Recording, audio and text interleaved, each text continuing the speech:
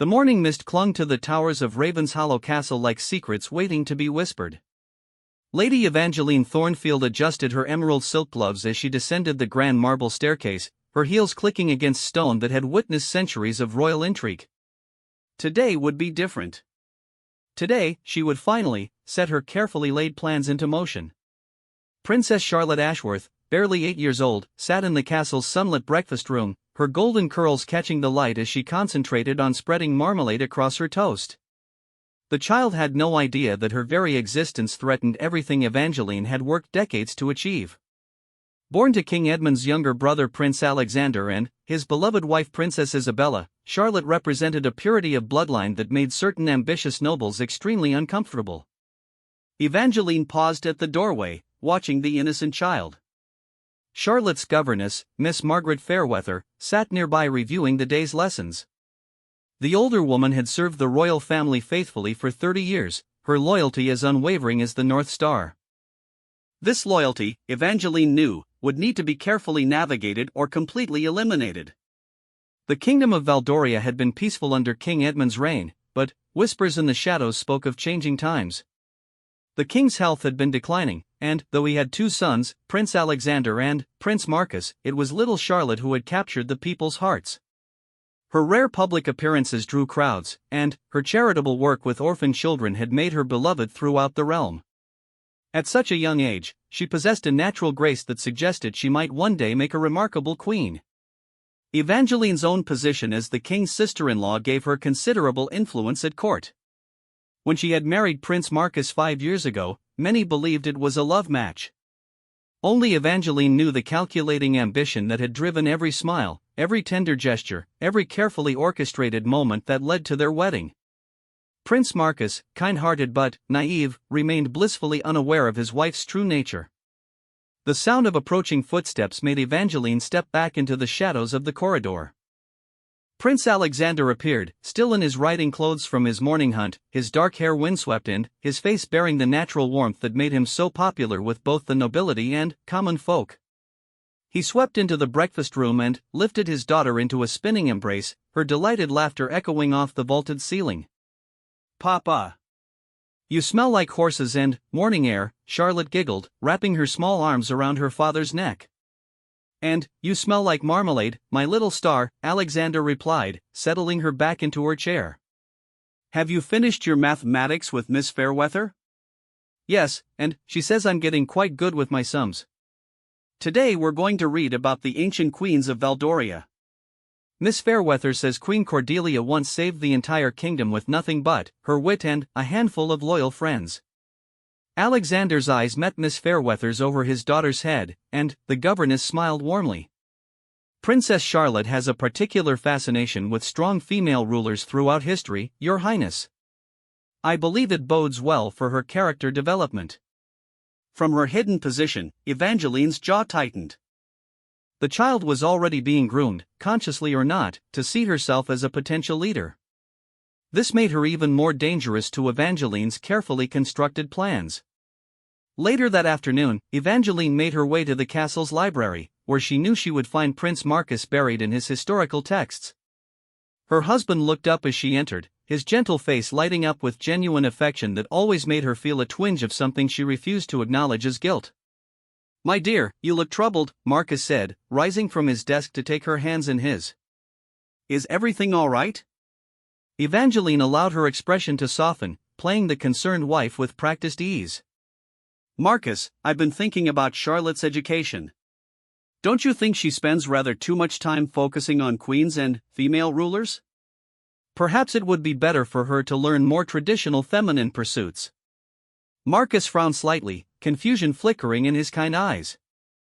"I'm not sure I understand, Evangeline. Charlotte is a bright child with a natural curiosity about leadership. Father has always encouraged both Alexander and myself to pursue broad educations. Why should his granddaughter be any different?"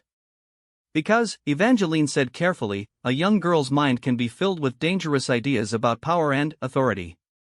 What if she begins to see herself as more important than she truly is? What if she develops ambitions that could complicate things for the family? The seeds of doubt she was attempting to plant seemed to bounce off Marcus's inherent goodness like arrows off armor. He studied her face with growing concern, not for Charlotte, but for his wife's unusual preoccupation with his niece's education. Evangeline, Charlotte is 8 years old. She's curious about history and enjoys learning.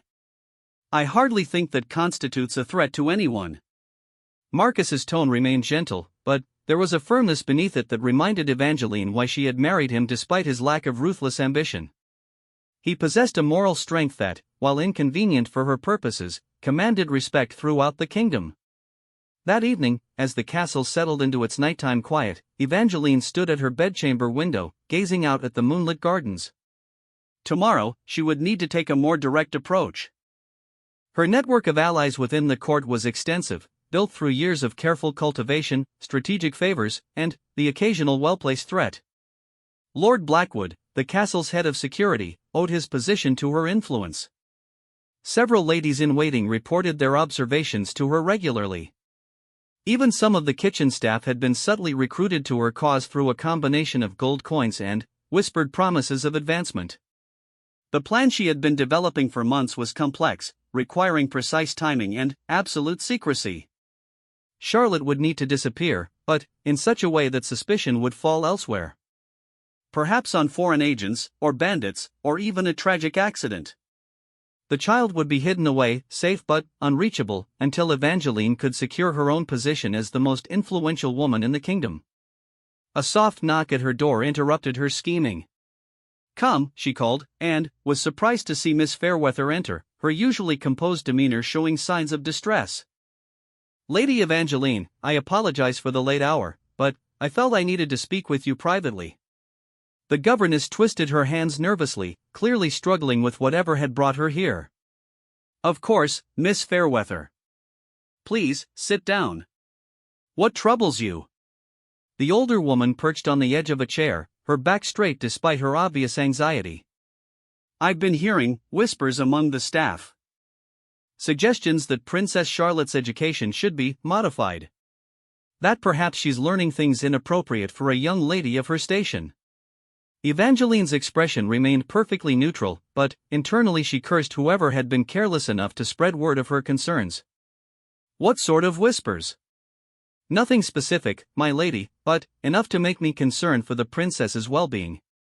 She's such a bright, loving child, and her education has been carefully designed to prepare her for whatever role she might serve in the kingdom's future. If there are concerns about her studies, surely they should be discussed openly with her father and the king?" The governess's loyalty to Charlotte was admirable but inconvenient. Miss Fairweather represented one of the most significant obstacles to Evangeline's plans. The woman knew Charlotte's routines, her favorite places, her fears and joys. More importantly, she was trusted implicitly by Prince Alexander and the king himself. "Miss Fairweather," Evangeline said slowly, "I appreciate your dedication to the princess. Perhaps we might arrange for you to take a brief holiday? You've worked so tirelessly these past months. A rest at your sister's cottage by the sea might do you good." The suggestion hung in the air between them, and Miss Fairweather's eyes narrowed slightly. Despite her genteel manner, the governess was no fool. She had survived 3 decades in royal service by being observant, discreet, and utterly loyal to her charges. "That's very kind of you to suggest, my lady, but Princess Charlotte needs consistency in her education. I wouldn't dream of leaving her during such important developmental years." Miss Fairweather rose from her chair, her spine straight as a sword. "I'm sure any concerns about her education can be addressed without disrupting her routine." After the governess left, Evangeline paced her chambers like a caged predator. Miss Fairweather's refusal to be easily dismissed meant that more drastic measures would be required. The governess had essentially declared herself Charlotte's protector, which made her both an admirable woman and a dangerous enemy. As the castle clock tower chimed midnight, Evangeline made her final decision. Tomorrow, she would begin the most crucial phase of her plan. Charlotte would disappear, and, in the chaos that followed, Evangeline would position herself as the grieving aunt desperate to help find the missing princess. Her network of allies would ensure that the search led in circles, giving her time to consolidate power while the royal family was consumed with worry and grief. Standing before her mirror, Evangeline practiced expressions of concern and desperation. She had become expert at wearing masks, at presenting whatever face the situation required. Tomorrow, she would need to deliver the performance of her lifetime. The child sleeping peacefully in the tower room above had no idea that her world was about to change forever. Princess Charlotte Ashworth, beloved daughter, cherished granddaughter, and hope of the kingdom, would soon become the center of a web of deception that had been years in the making. In the shadows of Ravenshollow Castle, ambition stirred like a sleeping dragon. Finally, opening its eyes, dawn brought an unseasonable chill to Ravenshollow Castle, as if the very stones sensed the darkness about to unfold. Princess Charlotte woke with unusual restlessness, her dreams filled with shadowy figures and whispered voices she couldn't quite understand. Miss Fairweather found her young charge sitting by the window, still in her nightgown, watching the sunrise paint the mountains in shades of gold and crimson. "You're awake early, dear one," the governess said softly, settling beside Charlotte on the window seat. "Did you sleep well?" Charlotte shook her head, her golden curls catching the morning light. "I had strange dreams, Miss Fairweather. There were people in masks, and they were looking for something important. When I tried to ask what they wanted, they just pointed at me and whispered words I couldn't hear." Miss Fairweather felt a chill that had nothing to do with the morning air. In her years of service, she had learned to trust her instincts, and something felt deeply wrong about the atmosphere in the castle. Her conversation with Lady Evangeline the previous evening had left her more disturbed than she had initially realized. Dreams can be mysterious things, Princess Charlotte. But, remember, you're safe here in the castle, surrounded by people who love you. Your father, your grandfather the king, and all of us who serve your family would never let any harm come to you. Charlotte smiled, but the expression didn't quite reach her eyes. "Miss Fairweather, why did Aunt Evangeline ask you about my lessons yesterday?" "I heard her talking to Papa about whether I should study different subjects." The governess chose her words carefully. Charlotte was remarkably perceptive for her age, and Miss Fairweather had always been honest with her within appropriate bounds. "Some people have different ideas about what young ladies should learn, dear one. But your education is designed to prepare you for whatever path life might take you on. Knowledge is never a burden, only a gift." Meanwhile, in her private chambers, Lady Evangeline was meeting with Lord Blackwood, the castle's head of security. Victor Blackwood was a tall, sharp-featured man whose loyalty had been purchased rather than earned. His pale eyes held a calculating intelligence that matched Evangeline's own, and his discretion in matters of questionable morality had proven invaluable over the years. "Everything is prepared, my lady," Blackwood reported in his characteristically clipped tone. "The carriage route has been mapped, and my selected men understand their roles completely. The princess's usual afternoon walk in the East Gardens provides the perfect opportunity." Evangeline nodded, though a small part of her mind recoiled from what she was about to set in motion. "And the safe house?" "Completely secure and provisioned. The child will be comfortable but unreachable. Lady Thornfield has asked no questions and expects generous compensation for the use of her remote estate." Blackwood paused, his expression growing more serious. "My lady, once we begin this course of action, there will be no turning back. The consequences if we're discovered." "We won't be discovered," Evangeline said firmly, though her hands betrayed her nervousness by fidgeting with her jewelry. "The princess will simply vanish during what appears to be a kidnapping attempt by foreign agents. Your men will pursue the wrong suspects in the wrong direction, giving us time to establish the new narrative." What Evangeline didn't know was that Miss Fairweather had spent the early morning hours writing detailed letters. One went to her sister in the coastal village, containing seemingly innocent family news but including a coded message they had developed years ago during wartime. Another went to Sir Geoffrey Whitmore, the king's most trusted advisor and a man whose integrity was legendary throughout the kingdom. The governess had served the royal family long enough to recognize when political machinations were stirring.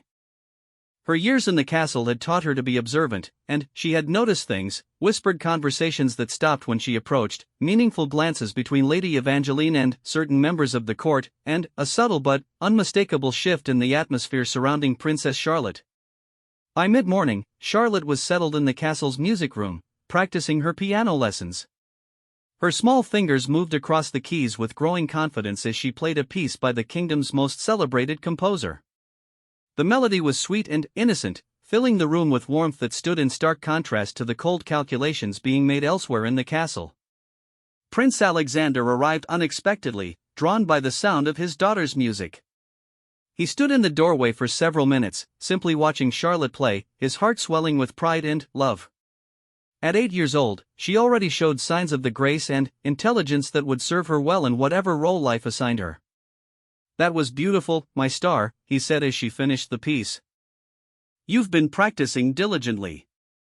Charlotte beamed at her father's praise, then, her expression grew more serious. "Papa, Miss Fairweather says that some people think I'm learning the wrong things. Am I supposed to be different than I am?"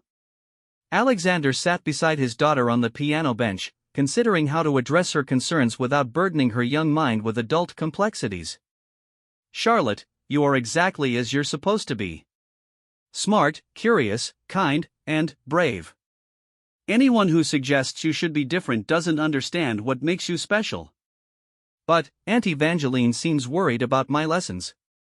She looks at me sometimes like I'm a puzzle she can't solve." The observation struck Alexander as unnaturally perceptive for a child Charlotte's age, and he made a mental note to pay closer attention to his sister-in-law's interactions with his daughter. "What matters most is that you continue to learn and grow into the remarkable young woman I know you'll become. Don't worry about what anyone else thinks you should be." After lunch, as planned, Charlotte prepared for her afternoon walk in the East Gardens. It was a routine she had maintained for months, accompanied by Miss Fairweather and 2 guards at a discreet distance. The gardens were enclosed within the castle walls, making them feel safe and private while still providing the fresh air and exercise that the princess needed. But, today, Miss Fairweather made an unexpected decision. "Princess Charlotte, I think we should vary our routine today. Would you like to visit the rose gardens near the main courtyard instead? The afternoon light there is particularly beautiful at this time of day." Charlotte agreed readily, always eager to explore different parts of the castle grounds. What she didn't know was that Miss Fairweather's change of plans had just disrupted Lady Evangeline's carefully orchestrated scheme. In the East Gardens, Lord Blackwood and his selected men waited in concealment, growing increasingly anxious as the expected time for Charlotte's arrival came and went. Blackwood sent a discreet signal to one of his men, who slipped away to discover why their target had not appeared. Lady Evangeline received the news with barely contained fury. Standing in her private sitting room, she listened as Blackwood explained that the princess had inexplicably changed her routine for the first time in months. "The governess," Evangeline hissed. "She suspects something." "What are your orders, my lady?" Blackwood asked, his pale eyes reflecting no emotion despite the significance of the moment. Evangeline paced to her window, looking out at the castle grounds where somewhere Charlotte was enjoying an innocent afternoon walk, completely unaware of the danger swirling around her. The lady's reflection in the glass showed a woman struggling between her ambitious desires and the growing realization of what those ambitions were driving her to attempt. "We proceed tonight," she decided. "During the dinner hour, when routines are more predictable and the corridors less populated. The princess will be in her chambers, preparing for bed under Miss Fairweather's supervision. That will be more complicated, my lady. More variables, more potential witnesses. Then, we must be more careful," Evangeline replied. "Failure is not an option, Lord Blackwood. Too much depends on this."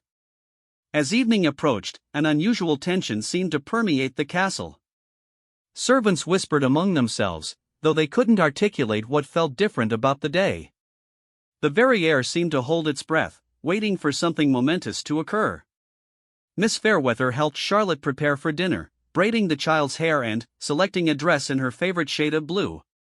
As she worked, the governess found herself memorizing details, the sound of Charlotte's laughter, the way she hummed while deciding which ribbon to wear, the unconscious grace with which she moved through her evening routine.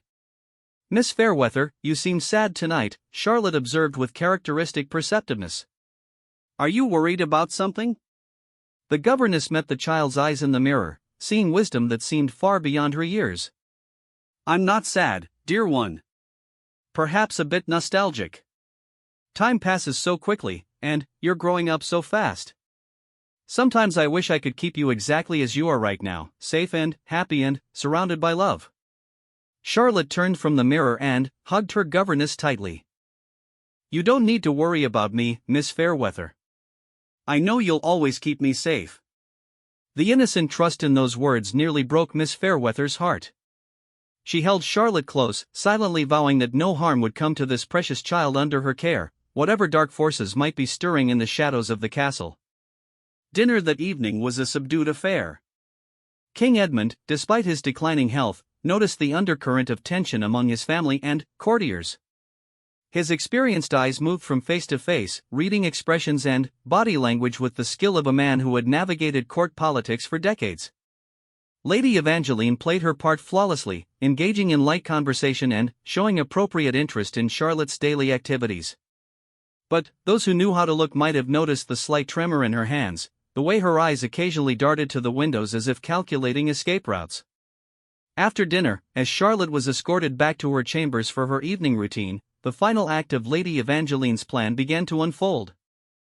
In the castle's lower levels, Lord Blackwood and his chosen men made their final preparations, checking weapons and reviewing the route they would take. The night was about to reveal whether ambition would triumph over innocence, whether carefully laid plans could overcome the protective instincts of those who truly loved Princess Charlotte. In the growing darkness, the fate of the kingdom's most beloved child hung in the balance, dependent on the courage of a governess who had seen too much and the loyalty of servants who had been underestimated by their ambitious mistress.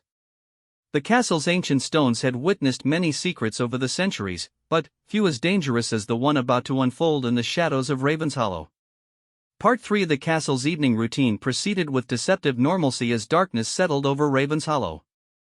Princess Charlotte had been tucked into bed by Miss Fairweather, who lingered longer than usual beside the child's ornate four-poster bed, smoothing the coverlets and adjusting the curtains with nervous precision. "Will you tell me a story tonight, Miss Fairweather?" Charlotte asked, her voice drowsy but content.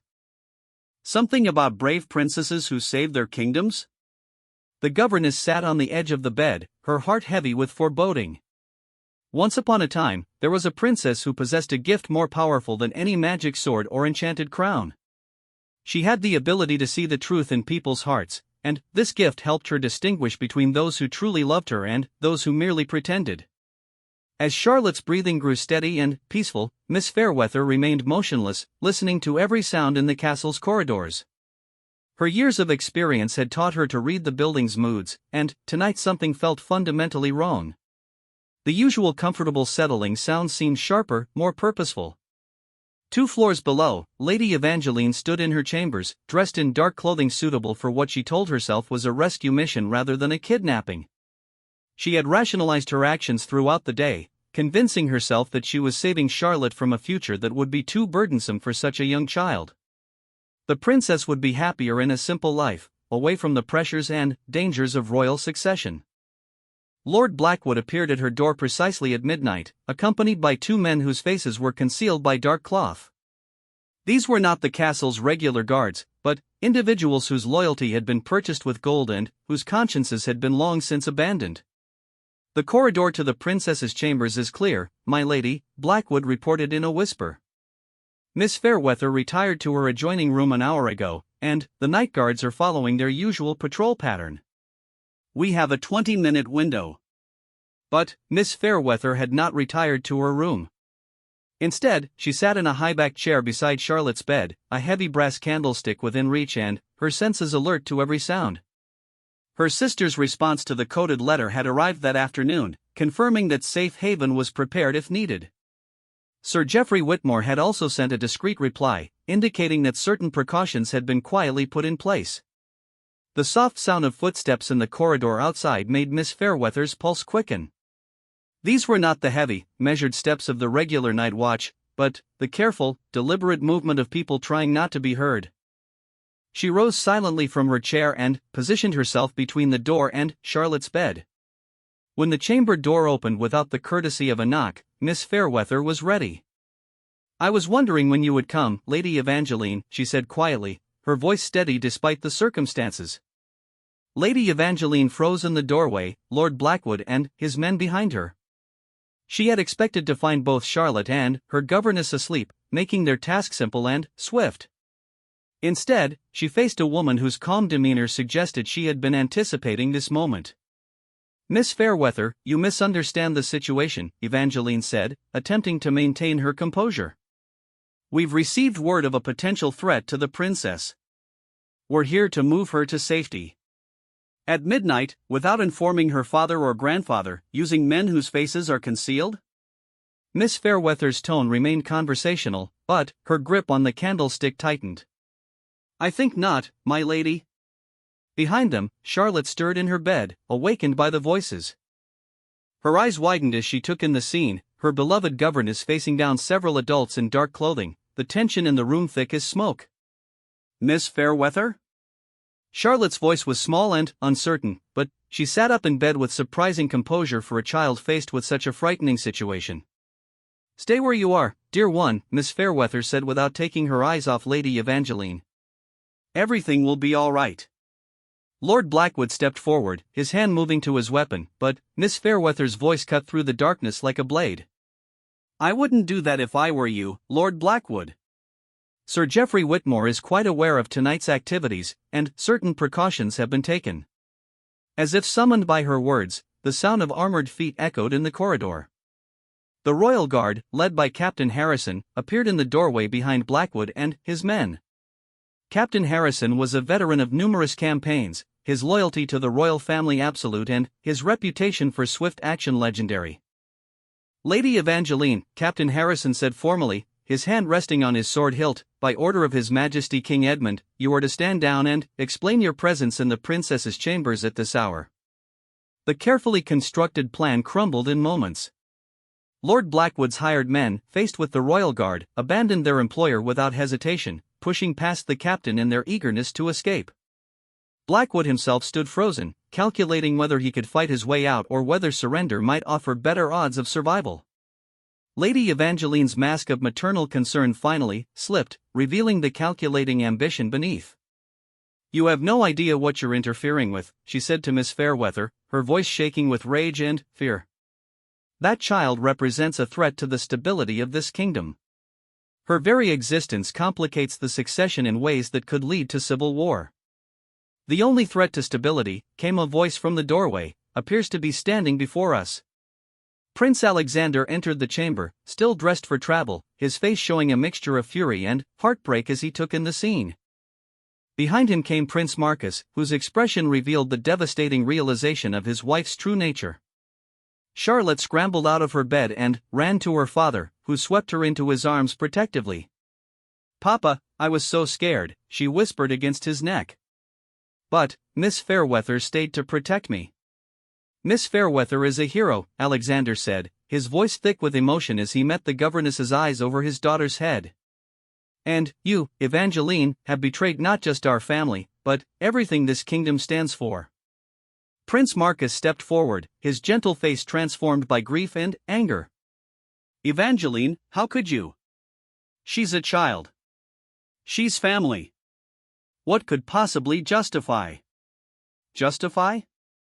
Evangeline laughed bitterly, her composure completely shattered. "You naive fool, Marcus. Don't you see what she represents? The people love her more than they love you, more than they love any of us. When Edmund dies, when questions of succession arise, they'll look to her. A child queen, manipulated by advisors, controlled by whoever can claim to speak for her. She's 8 years old," Alexander said, his voice deadly quiet. "Your own niece." "She's a symbol," Evangeline replied.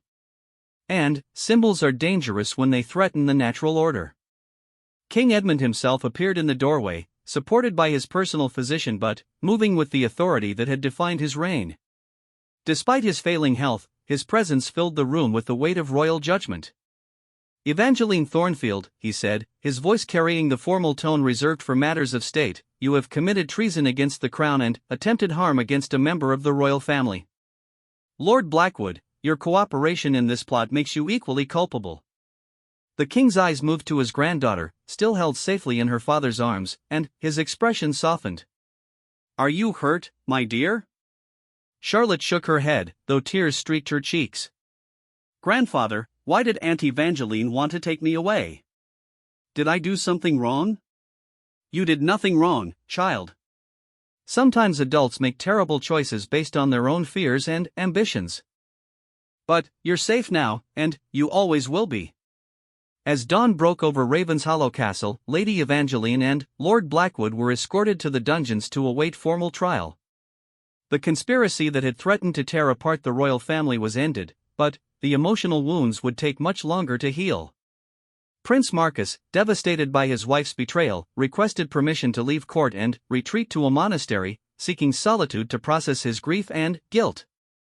His brother Alexander granted the request with understanding and compassion. Miss Fairweather was formally recognized for her loyalty and courage, though she requested no reward beyond the privilege of continuing to serve as Charlotte's governess. Her vigilance had saved not just the princess, but potentially the kingdom itself from the chaos that would have followed Charlotte's disappearance. In her chambers, as the sun rose higher and the castle returned to its normal rhythms, Princess Charlotte sat with her father, trying to understand the night's events. Her innocence had been shaken but not shattered, and her faith in the people who truly loved her remained unbroken.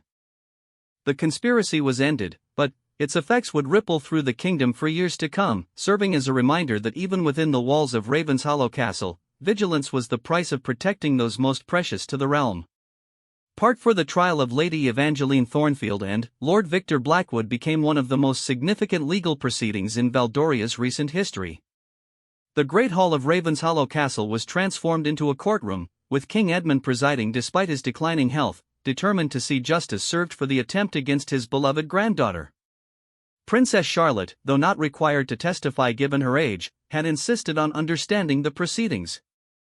Miss Fairweather spent hours explaining the concepts of justice, responsibility, and consequences in terms an 8-year-old could comprehend, while ensuring the child understood that the adult world's complexities were not her burden to carry.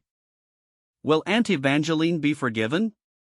Charlotte asked one morning as they walked through the castle's portrait gallery, past paintings of queens and kings who had faced their own crises with varying degrees of wisdom and courage. Miss Fairweather considered her response carefully. Forgiveness is a choice each person must make for themselves, dear one. Your grandfather the king must ensure justice is served to protect the kingdom, but what you choose to feel about Aunt Evangeline is entirely your decision. The evidence against the conspirators was overwhelming.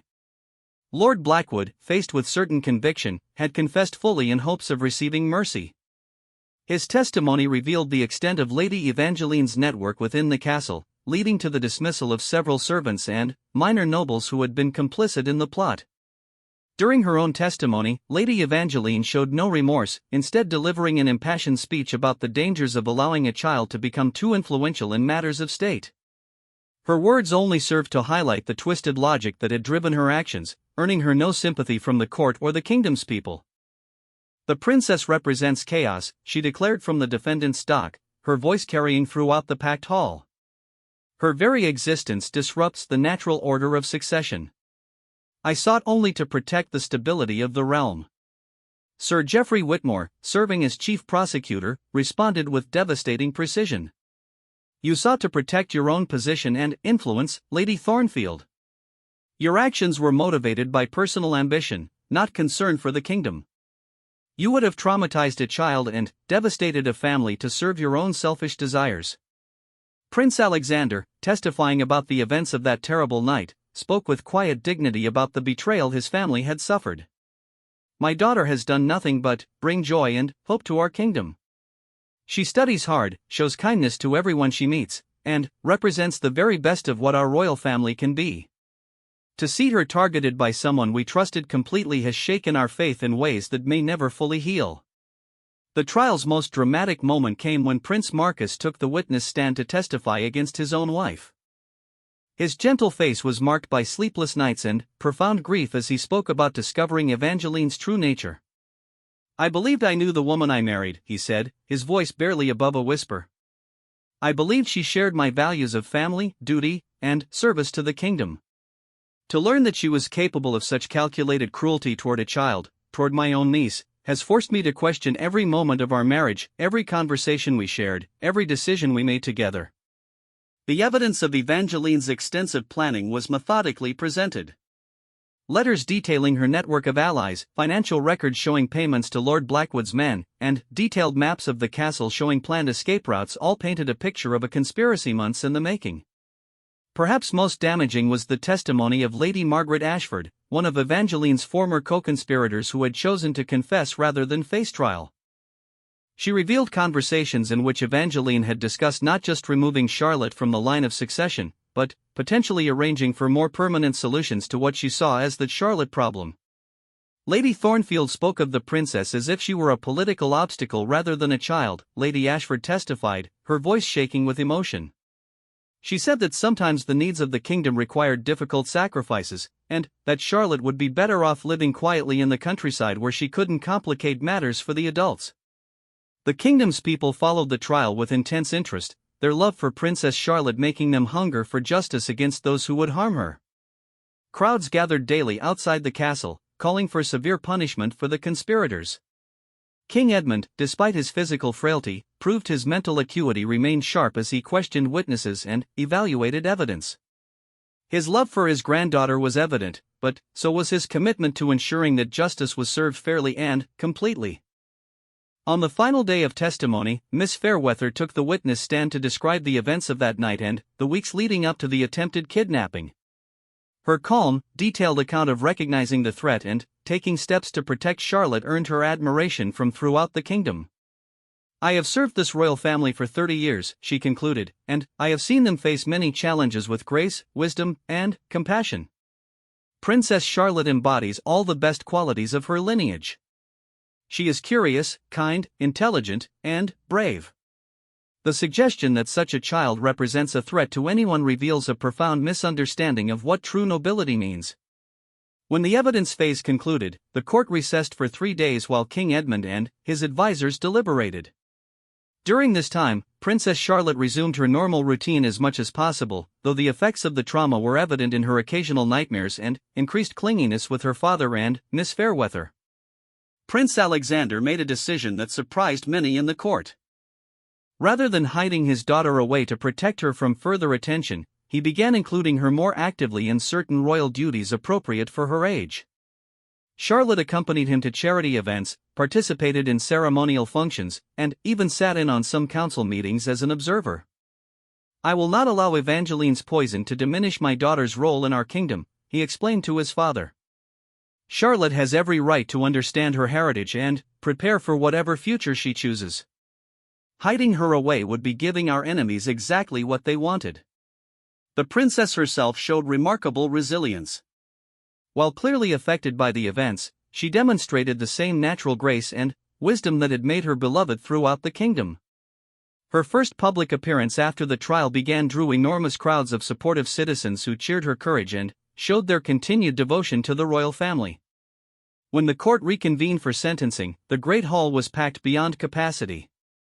King Edmund, looking every one of his years but speaking with unwavering authority, delivered the verdicts that would close this dark chapter in the kingdom's history. Lord Blackwood was sentenced to life imprisonment, his titles and lands forfeit to the crown. His cooperation with the investigation earned him the mercy of avoiding execution, but he would spend his remaining years in the castle's deepest dungeons. For Lady Evangeline, the sentence was more complex. Her noble birth and marriage into the royal family complicated the legal proceedings, but her actions had been so egregious that traditional considerations of rank seemed insufficient. "Evangeline Thornfield," King Edmund pronounced, his voice carrying throughout the silent hall, "you have betrayed the trust placed in you as a member of this royal family. You have endangered an innocent child for your own selfish ambitions. You have corrupted others and threatened the very stability you claimed to protect." The sentence, when it came, was exile rather than execution. Evangeline would be stripped of all titles and properties, banished from the kingdom forever, and forbidden from ever attempting to contact any member of the royal family. It was a punishment that would leave her alive but powerless, exactly the opposite of what she had schemed to achieve. As the guards escorted the convicted conspirators from the hall, Lady Evangeline looked back once at the royal family. Her eyes met Charlotte's across the crowded room, and, for just a moment, the child thought she saw something like regret in her former aunt's expression. But the moment passed, and Evangeline was gone forever from their lives, leaving behind only the lessons learned from her betrayal and the stronger bonds forged through surviving her treachery. The kingdom had faced its test and emerged stronger, wiser, and more united in its protection of the innocent. Princess Charlotte, though forever changed by the experience, continued to grow in wisdom and grace, proving that even the darkest conspiracies could not dim the light of true nobility. Part 5. 6 months after the trial, life at Ravenshollow Castle had settled into new rhythms shaped by hard-won wisdom and deeper appreciation for the bonds that truly mattered. Princess Charlotte, now approaching her 9th birthday, had grown from the experience in ways that surprised even those who knew her best. Her natural empathy had been tempered by a clearer understanding of human nature's complexities, but her essential kindness remained unchanged. Miss Fairweather noticed the changes during their daily lessons. Charlotte's questions had grown more sophisticated, often touching on concepts of leadership, justice, and the responsibilities that came with privilege. The child who had once been content with fairy tales now sought stories of real queens who had faced genuine challenges and emerged stronger. Miss Fairweather, Charlotte said one autumn morning as they studied maps of the kingdom's provinces, "Do you think people can truly change? Can someone who makes terrible choices become good again?" The governess set down her pointer and considered the question seriously. Charlotte's inquiries deserve thoughtful answers, not platitudes designed to preserve innocence at the cost of understanding. "I believe people can change, dear one, but only if they truly understand the harm they've caused and commit themselves completely to making amends. Change requires honesty, humility, and hard work. Some people are capable of this transformation, while others remain trapped by their own choices and justifications." Charlotte nodded thoughtfully. "I think about Aunt Evangeline sometimes. I wonder if she understands now that what she tried to do was wrong, or if she still believes she was protecting the kingdom." These conversations revealed a maturity that impressed everyone who interacted with the princess. Her trauma had not broken her spirit but had refined it, burning away childish naivety while preserving the compassion that made her beloved throughout Valdoria. Prince Alexander watched his daughter's development with a mixture of pride and protective concern. The attempt on Charlotte had forced him to confront the reality that his child would always face unique dangers because of her position, but it had also shown him her remarkable inner strength. "She's going to be an extraordinary queen someday," he confided to Miss Fairweather during one of their regular conferences about Charlotte's education. "Not because of her bloodline or her titles, but because of her character. What Evangeline saw as a threat, I now recognize as our kingdom's greatest hope for the future." The changes extended throughout the castle and beyond. King Edmund, though his health continued to decline, had used the crisis to implement reforms that strengthened the kingdom's security while preserving its essential character. New protocols were established for vetting those with access to the royal family, but without creating an atmosphere of paranoia or suspicion. The loyalty of servants like Miss Fairweather had been formally recognized through a new order of merit specifically honoring those who served the crown with exceptional dedication. The governess had been its first recipient, though she valued the honor primarily as acknowledgement of her commitment to Charlotte's well-being. Prince Marcus had returned from his retreat at the monastery, forever changed by his wife's betrayal but determined to rebuild his life in service to values that had proved more enduring than romantic love. His relationship with Charlotte had deepened, as if his own suffering had given him greater appreciation for innocence and genuine goodness. "Uncle Marcus," Charlotte had asked him shortly after his return, "do you hate Aunt Evangeline for what she did?" Marcus had taken time to consider his response, understanding that his answer would influence how Charlotte processed her own feelings about the betrayal they had all experienced. "I'm angry about her choices and deeply hurt by her deception," he had replied carefully. "But hate requires energy I would rather spend on positive things. I choose to focus on the love that surrounds us now rather than the betrayal that is past." The kingdom's people had rallied around their royal family in the aftermath of the conspiracy, demonstrating a loyalty that went far deeper than mere tradition or obligation. Charlotte's public appearances drew enormous crowds of citizens who seemed to take personal pride in her recovery and continued growth. During the Harvest Festival, Charlotte gave her first formal address to a public gathering. Standing on the castle's main balcony, with her father beside her and Miss Fairweather watching proudly from nearby, she spoke words that would be remembered throughout the kingdom's history. My people, she began, her young voice carrying clearly across the courtyard, I have learned that our kingdom's strength comes not from our castles or our armies, but from our commitment to protecting and caring for one another. When darkness threatens, we stand together. When fear whispers lies, we answer with truth. When hatred tries to divide us, we respond with love. The crowd's response was thunderous, but what impressed observers most was Charlotte's composure and the genuine emotion behind her words. This was not a speech written by advisors and memorized by a child, but the authentic expression of lessons learned through genuine hardship. As winter approached, Charlotte requested a private meeting with her grandfather, the king. Edmund, despite his weakness, made time for the conversation that would prove to be one of their most important. Grandfather, Charlotte said, sitting beside his chair in the royal study, I've been thinking about what happened with Aunt Evangeline, and I have some questions about being a leader. Edmund smiled, recognizing in his granddaughter the same curiosity and moral seriousness that had guided his own reign. Ask me anything, my dear. These are exactly the questions future queens should be exploring. How do you tell the difference between people who truly serve the kingdom and people who only serve themselves? How do you stay wise when others are trying to mislead you? And how do you protect the people you love without becoming suspicious of everyone? The questions revealed depths of understanding that amazed the elderly king. Charlotte's experiences had given her insights into leadership challenges that typically took decades to develop. Those are perhaps the most important questions any ruler can ask, Edmund replied. The answers come through careful observation, surrounding yourself with people of proven character, and never forgetting that power is a responsibility, not a privilege. They talked for hours, grandfather and granddaughter exploring concepts of justice, mercy, wisdom, and strength. Edmund found himself learning from Charlotte's fresh perspective even as he shared the accumulated wisdom of his long reign. As spring returned to Valdoria, Princess Charlotte celebrated her 9th birthday with festivities that drew visitors from neighboring kingdoms. Foreign dignitaries who attended were struck not just by the child's natural charm, but by the evident strength and unity of the royal family that had emerged from their crisis.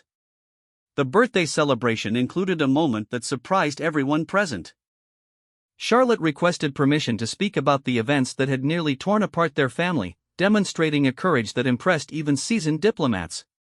Last year, she told the assembled guests, someone I trusted tried to hurt me because they were afraid of who I might become. But their actions only taught me how important it is to surround ourselves with people who choose love over fear, truth over convenience, and service over selfish ambition. Looking toward Miss Fairweather, who stood among the honored guests, Charlotte continued, I learned that real strength comes not from avoiding danger, but from having the courage to face it with the help of those who truly care about us. I learned that being royal means being responsible for protecting others, not just accepting their protection. The speech marked Charlotte's emergence as a true princess in her own right, no longer defined by her innocence but by her wisdom, no longer precious simply because she was young but remarkable because of the character she had developed through adversity. As the celebration continued into the evening, King Edmund found himself confident that his kingdom's future rested in capable hands. The conspiracy that had nearly destroyed them had instead revealed strengths they never knew they possessed and forged bonds that would endure long after the current generation had passed. Princess Charlotte, standing on the castle's battlements as stars emerged in the spring sky, looked out over the kingdom she would someday serve. The child who had once been targeted for her potential had grown into a young woman whose actual character promised to exceed even the most optimistic expectations. The darkness that had threatened to engulf them was past, but the light that had emerged from their struggle would guide Valdoria for generations to come. In facing their greatest test, the royal family had discovered their greatest strength, the unbreakable bonds of love, loyalty, and shared commitment to something larger than themselves. The story of Princess Charlotte's ordeal would become legend, but the woman she was becoming would write her own chapters in the ongoing story of a kingdom that had learned to treasure what truly mattered most.